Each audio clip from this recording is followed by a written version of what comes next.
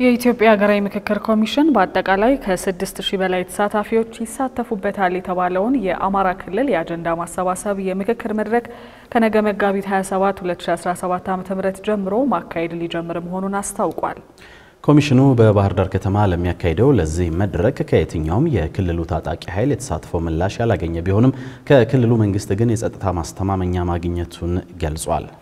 ባህር ዳር የሚገኘው ሪፖርተራችን ኤርሚያስ በጋሻው ያደረሰን ዝርዝር ዘገባ አለ። ምስሊያ ሀሺም ታቀርበዋለች።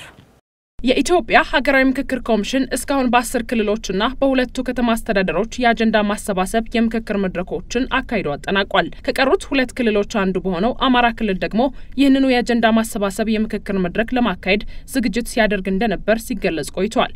የኮሚሽኑ ሁለት ኮሚሽነሮች ዛሬ በባህር ዳር ከተማ በሰጡት መግለጫ የዝግጅት ተጠናቆ የአማራ ክልል የምክክር መድረክ ከነገ ጀምሮ መካሄድ እንደሚጀምር አሳውቀዋል። በዚህ ጊዜ እንደተገለጸው ተሳታፊዎች ካልተወከሉባቸው 4 ወረዳዎች በስተቀር ክልሉ ከሚገኙ 267 ወረዳዎች የተወከሉ ከ4500 በላይ ተሳታፊዎች ባህር ዳር ከተማ ከትመዋል። ነገ ከሚደረገው የመክፈቻ መርሃ ግብር በኋላ በሚኖሩት በቀጣዮቹ ቀናትም የክልሉ አጀንዳዎች ላይ ይመክራሉ ተብሏል።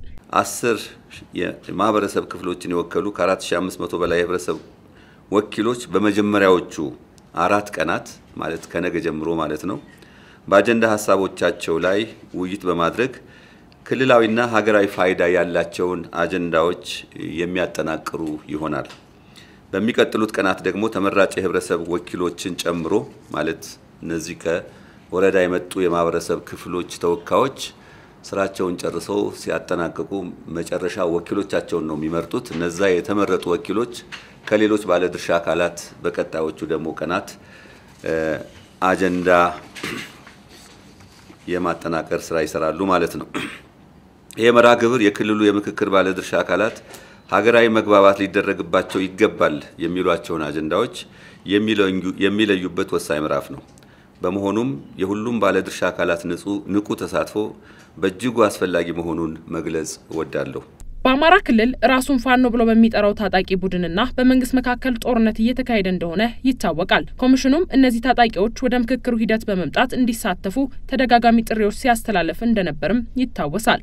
ዝግጅት ክፍላችን ለኮሚሽኑ ምላሽ የሰጡ ታጣቂዎች መኖር አለመኖራቸውን ጠይቋል። ቀጥተኛ የሆነ መልስ በግሩፕ መጥተው 4 አቅጣጫ ያሉት እንዲህ አድርገናል ከዛሬ ጀምሮ እንደዚህ አብረን እንነጋገር የሚባለው ነገር ኦፊሻሊ ለሀገራዊ ምክክር የደረሰን ነገር እስካሁን እየጠበቅን ነው። ከቡር ሰብሳቢያችን ተናገሩትን እኛም እናውቃለን ሰምተናልም። ነገር ግን በተናጠል ብቻ ስለነበረ ይሄንን እንዲህ እጅግ ለምናከብሩና ለምንወደው ሚዲያችን ያልሆነ ነገር መናገር አንችልም። ነገር ግን በጣም ተስፋ አለን።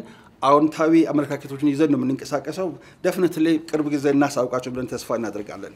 በትጥቅ ግጭት ውስጥ የሚገኙ ወገኖቻችን ትጥቆቻቸውን እንደያዙ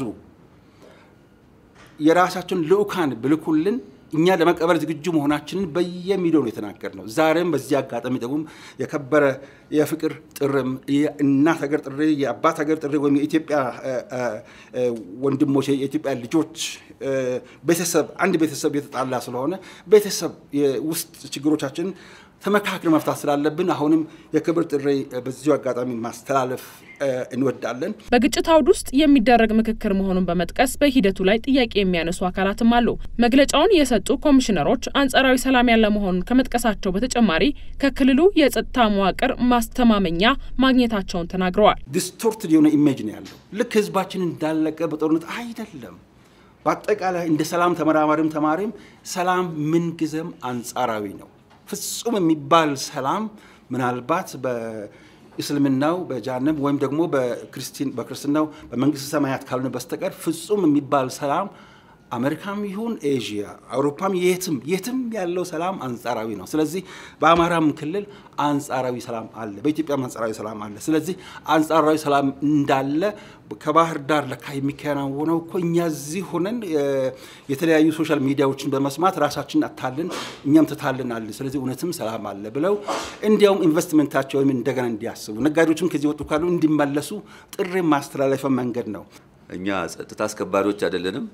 ጸጥታውን ለመምራትም ኃላፊነት የተሰጠን አይደለንም። ግን አንድ ነገር አሹር ያደረጉን አሁን ይህንን ከነገ የሚጀምረውን የአማራ ክልል የአጀንዳ ማሰባሰብ የምክክር ምዕራፍ ሊያውክ የሚችል ምንም አይነት የጸጥታ ስጋት የለም የሚል ማረጋገጫ አግኝተን ነው የመጣ ነው ማለት ነው። ተነጋግረን በሃይ ሌቭል ተነጋግረን ይሄ አሹራንስ ተሰጥቶን የመጣ ነው ማለት ነው። ይህ እንዳለ ሆኖ መሰረት የሌላቸው አሉታዊ መረጃዎች፣ ያልታሰቡ ግጭቶች እንዲሁም አይሆንም የሚል አስተሳሰብ ለኮሚሽኑ ተግዳሮቶች ይሆኑበታል የሚል ግምገማ መኖሩን ኮሚሽነሮቹ ተናግረዋል። ከአራት ወረዳዎች ውጪ ግጭት ካለባቸው አካባቢዎች ጭምር ተሳታፊዎች ተወክለው ይሳተፉበታል የተባለው የአማራ ክልል የሀገራዊ ምክክር የአጀንዳ ማሰባሰብ የምክክር መድረክ ይፋዊ የመክፈቻ ስነ ስርዓት ነገ ይካሄዳል ተብሎ ይጠበቃል።